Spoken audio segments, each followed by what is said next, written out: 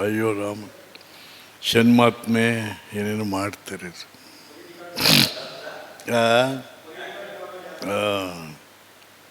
ಆಮೇಲೆ ಷಣ್ಮಾತ್ಮೆ ಆಡಲ್ಲ ಈಗ, ಯಾಕೆಂದರೆ ಷಣ್ಮಾತ್ಮೆ ಆಡಿದ್ರೆ ನಟಿಯರು ಕರೆಸೋಕ್ಕಾಗಲ್ಲ. ಈ ನಟಿಯರು ಕರೆಸ್ತಾರಲ್ಲ, ಅದು ಷಣ್ಮಾತ್ಮೆಗೆ ಬರೋದಿಲ್ಲ, ಅವ್ರು ಮಾಡೋಂಗಿಲ್ಲ. ಏನಿದ್ರು ರಾಮಾಯಣ, ಸೀತೆ, ಮಹಾಭಾರತ, ದ್ರೌಪದಿ ಇದೆಲ್ಲ ಮಾಡ್ತಾರೆ.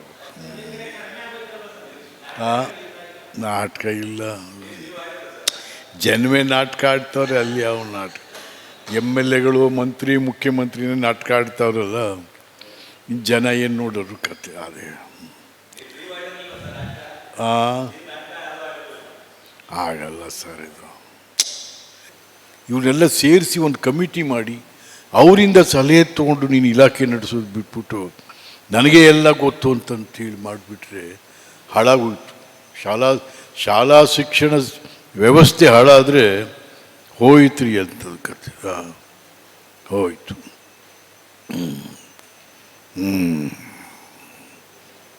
ಆಯಿತಾ? ಮೈಸೂರು ಒಂದರಲ್ಲೇ 1,000 ಕೋಟಿದು ಹಿಡಿದ್ರು. 1,000 ಕೋಟಿ ಗಾಂಜಾ, ಪೀಮು, ಅದೆಂತೆಂಥದ್ದು ಏನೇನೋ ಹೆಸರು ಗೊತ್ತಿಲ್ಲ. ಅವರು 1,000 ಕೋಟಿದು ಹಿಡಿದಿದ್ದಾರೆ.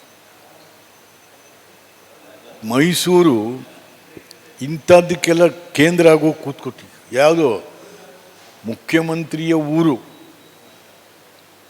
ಗಾಂಜಾ, ಅಫೀಮು ಈ ಥರದವು ಕೆಟ್ಟದ್ದಕ್ಕೆಲ್ಲ ಮೈಸೂರು ಕೇಂದ್ರ ಆಗೋಯ್ತು ಇವರು. ಮತ್ತು ನೀ ಯಾವ ಸೀಮೆ ಇಲ್ಲಿ ಏನಪ್ಪ ಮಾಡ್ತಾಯಿದ್ದಿ? 17 ಬಾರಿ ನಾನು 17 ಬಾರಿ ಮಂಡನೆ. ಏನು ಮಾಡಿದ್ರಿ ಮಂಡನೆ ಮಾಡಿ? ಏನಪ್ಪ 17 ಬಾರಿ ಮಂಡನೆ ಮಾಡಿ ಏನಾಯಿತು? ಆರ್ಥಿಕ ಶಿಸ್ತು ಹಾಳಾಗಿದೆ. ಆರ್ಥಿಕ ಶಿಸ್ತು ಅರ್ಥಮಂತ್ರಿಯಿಂದಲೇ ಹಾಳಾಗ್ತಾ ಇದೆ. ನಾನು ಓಪನ್ ಹೌಸಲ್ಲಿ ಹೇಳಿದ್ದೀನಿ. ಅದು ಏನ್ರಿ, ಮೈಸೂರಿಗೆ ಬರಬೇಕಾದ್ರೆ ಸ್ಪೆಷಲ್ ಫ್ಲೈಟ್, ಮೈಸೂರಿಂದ ವಾಪಸ್ ಹೋಗೋಕ್ಕೆ ಸ್ಪೆಷಲ್ ಫ್ಲೈಟ್, ಡೆಲ್ಲಿ ಮೀಟಿಂಗ್ಗಳಿಗೆ ಸ್ಪೆಷಲ್ ಫ್ಲೈಟ್ ಅಂತ ಇನ್ಫೋಸಿಸ್ ನಾರಾಯಣ ಮೂರ್ತಿ, ಸುಧಾಮೂರ್ತಿಯವರ ಇಂಡಿಗೋ ಕಾಮನ್ ಇದರಲ್ಲಿ ಹೋಗ್ತಾರೆ ಅವರು. 1000 ಕೋಟಿ ಹೊಡಿ. ನೀನು ಜನರ ದುಡ್ಡಲ್ಲಿ ಹಿಂಗೆ ಖರ್ಚು ಮಾಡಿದ್ರೆ ಯಾವ ಸೀಮೆನಪ್ಪ ಇದು? ಒಂದು ಸಾರಿ ಮೈಸೂರಿಗೆ ಬಂದು ಹೋದರೆ ಸ್ಪೆಷಲ್ ಫ್ಲೈಟು 6.5 ಲಕ್ಷ. ಇಲ್ಲಿ ತನಕ 38 ಕೋಟಿ ಆಗಿದೆ ನಿಮ್ಮದು. 38 ಕೋಟಿ ಆಗಿದೆ ಸ್ವಾಮಿ. ಯಾರು ದುಡ್ಡಿದು? ಈ ನಾಡಿನ ಜನರ ಬೆವರಿನ ಶ್ರಮದ ದುಡಿಮೆ. ಅದನ್ನು ನೀನು ಹುಚ್ಚುಚ್ಚಾಗಿ ಖರ್ಚು ಮಾಡ್ತಿದ್ರಲ್ಲ, ಏನ್ರಿ ಇದು? ಛೇ ಛೇ ಛೇ ಛೇ. ಯಾರು ಹೇಳೋರಿಲ್ಲ, ಕೇಳೋರಿಲ್ಲ, ಕೇಳೋರಿಲ್ಲ, ಹೋಗುತ್ತೆ. ಇನ್ನು ಹಿಂದೂ ಮುಸ್ಲಿಂ ಜಗಳ ಬೇರೆ ಹಚ್ತಾ ಇದ್ದೀರಿ ಈಗ. ಅದು ಇದು ಯಾರು ಏನಪ್ಪ? ಅಯ್ಯೋ ರಾಮ. ಆಮೇಲೆ ಇವ್ರು ಕಟ್ ಬಂದಾಗ ಅಹಿಂದ ಯಾವಾಗ ನಿನಗೆ ಕಷ್ಟ ಬಂದಾಗ ಅಹಿಂದ ನೆನ್ಕೋತೀಯ ನೀನು. ಹೋಗ್ಲಿ, ಅಹಿಂದದವ್ರಿಗೆ ಏನು ಮಾಡಿದ್ದೀರಿ ಹೇಳಪ್ಪ? ಅಹಿಂದದವ್ರಿಗೆ ಏನು ಮಾಡಿ? ಈಗ ನಾನು ನೀನು ಸಿದ್ದರಾಮಯ್ಯನವರು ಅಹಿಂದ ಅಲ್ವೇ? ಬನ್ನಿ, ಅಹಿಂದದವ್ರಿಗೆ ಏನು ಮಾಡಿದ್ದೀರ? ಈಗ ನಾವೇ ಕುರುಬರು ಕೂಡ ಅಹಿಂದನೇ. 10 ಲಕ್ಷ ಜನ ಅಲೆಮಾರಿ ಕುರುಬರಿದ್ದಾರೆ, ಕುರಿಗಳಿಂದನೇ ಹೋಗೋರು. 10 ಲಕ್ಷ ಜನ ಅಲೆಮಾರಿ ಕುರುಬರಿದ್ದಾರೆ. 1,20,00,000 ಕುರಿ ಆಡುಗಳಿದ್ದಾವೆ. ಅವನು ಇಡೀ ಸಂಸಾರ ಸಮೇತ ಆ ಕುರಿ ಹಿಂದೆ ಹೋಯ್ತಾನೆ. ಅವನ ಹೆಂಡತಿ ರೇಪ್ ಮಾಡ್ತಾ ಇದ್ದಾರೆ, ಕುರಿಗಳನ್ನ ಕದ್ದು ಹೊತ್ಕೊಂಡು ಹೋಗ್ತಾ ಇದ್ದಾರೆ, ಶೂಟ್ ಮಾಡ್ತಾ ಇದ್ದಾರೆ ಅವನಿಗೆ. ಎಷ್ಟು ಘಟನೆಗಳಾಗಿದ್ದಾವೆ. ಏನಾರು ಅದು ಸರ್ಕಾರ? ಮತ್ತು ಯಾವ ಸೀಮೆದಪ್ಪ ನೀನು? ಕುರುಬರಿಗೆ ರಕ್ಷಣೆ ಕೊಡದೇ ಇರೋ ನೀನು ಯಾವ ಸೀಮೆ ಮುಖ್ಯಮಂತ್ರಿ ನೀನು? ಹಿಂದುಳಿದವ್ರು ಅಹಿಂದ. ಏನು ಅಹಿಂದ? ಕುರುಬರಿಗೆ ಏನು ಕೊಟ್ಟೆ? ಮಡಿವಾಳರಿಗೆ ಏನು ಕೊಟ್ಟಿದೀಯ? ಕುಂಬಾರರಿಗೆ ಏನು ಕೊಟ್ಟೆ, ಏನಪ್ಪ ನಯನಕ್ಷತ್ರಿಗೆ ಏನೇನು ಕೊಟ್ಟೆ, ದೇವಾಡಿಗರಿಗೆ ಏನು ಕೊಟ್ಟಿದೀಯಾ? ಏನಿಲ್ಲ, ಸುಮ್ಮನೆ ಅಹಿಂದ ನಿನ್ಗೆ ಓಟ್ ಬೇಕು ಅಹಿಂದ. ಅವ್ರು ಓಟ್ ಹಾಕ್ಬಿಟ್ಟು ಬಾಯಿ ಮುಚ್ಕೊಂಡು ಸುಮ್ಮನೆ ಮನೇಲಿರೋದು. ಈ ಪರಿಸ್ಥಿತಿಯಾಗಿ ಕೂತಿದ್ದೀವಿ. ಓಹೋ, ಆಮೇಲೆ ನಿಮ್ಮ ಸ್ನೇಹಿತರುಗಳು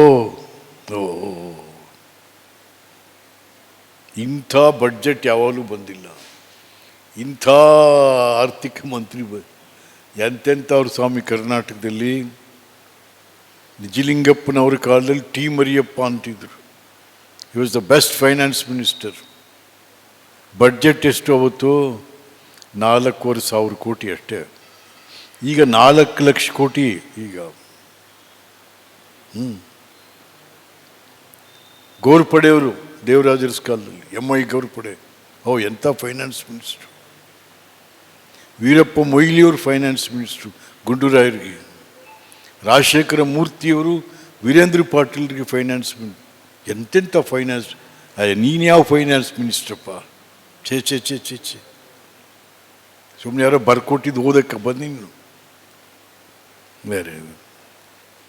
ಹಾಗಾಗಿ ಇದೊಂದು ನೀವು ನಾಳೆ ಭಾರಿ ದೊಡ್ಡ ಏನಪ್ಪ ಸಾಧನಾ ಸಮಾವೇಶ. ಈ ಸಾಧನಾ ಸಮಾವೇಶ ಏನ್ರಿ, ಎಲ್ಲಿ ಆಡಳಿತ ನಡೀತಾ ಇದೆಯೇನ್ರಿ ಇಲ್ಲಿ? ಬೆಳಗ್ಗೆ ಅಂದರೆ ನೀ ಚೀಫ್ ಮಿನಿಸ್ಟ್ರು, ಅವ್ನು ನಾನು ಚೀಫ್ ಮಿನಿಸ್ಟ್ರು, ನೀ ಚೀಫ್ ಮಿನಿಸ್ಟ್ರು, ನಾನು ಚೀಫ್. ಆಮೇಲೆ ಮಂತ್ರಿಗಳೆಲ್ಲ ಡೆಲ್ಲಿಗೆ ಹೋಯ್ತಾ ಇದ್ದೀವಿ, ನಾವು ಮಿನಿಸ್ಟ್ರ್ ಆಗ್ತೀವಿ ಅಂತ. ಯಾವ ಕಾಲದಲ್ಲಿತ್ತು ರೀ ಇದೆಲ್ಲನೂ ಕೂಡ? ಯಾವ ಕಾಲದಲ್ಲಿತ್ತು? ಯಾವ ಕಾಲದಲ್ಲಪ್ಪ? ಈಗ ನಾಳೆ ಮಾಡ್ತಾ ಇರೋದು ಯಾತಕ್ಕೆ ನೀವು ಅಂದರೆ ಹೈಕಮಾಂಡ್ನ ಹೆದರಿಸೋಕ್ಕೆ. ನನ್ನ ಹತ್ರ ಇಷ್ಟು ಜನ ಅವರೇ ನೋಡ್ರಿ. ರಾಹುಲ್ ಗಾಂಧಿನ ಹೆದರಿಸೋಕ್ಕೆ ಇದು ಸಾಧನಾ ಸಮಾವೇಶ ಹೆಸರಲ್ಲಿ. ಹಾಗಾಗಿ ಏನೋ ಬುಡಪ್ಪ ತೆಗಡಿಗೆ ಹೇಳ್ಕೊಂಡು ಅದಕ್ಕೆ ನಿಮ್ಮ ಜೊತೆ ಹಂಚ್ಕೊಳ್ಳೋಣ ಈ ಸಾಧನಾ ಸಮಾವೇಶ.